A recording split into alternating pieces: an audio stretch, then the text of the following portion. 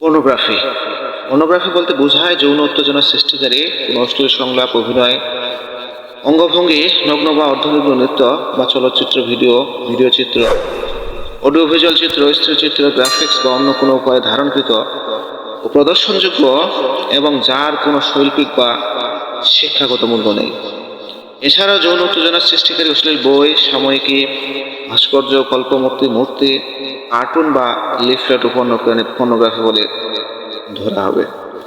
Pornography উৎপাদন, সংরক্ষণ ও বাজারজাতকরণ করা, এমনকি বহন, সরবরাহ, ক্রয় বিক্রয়, ধারণ বা প্রদর্শন করাও গুরুতর অপরাধ।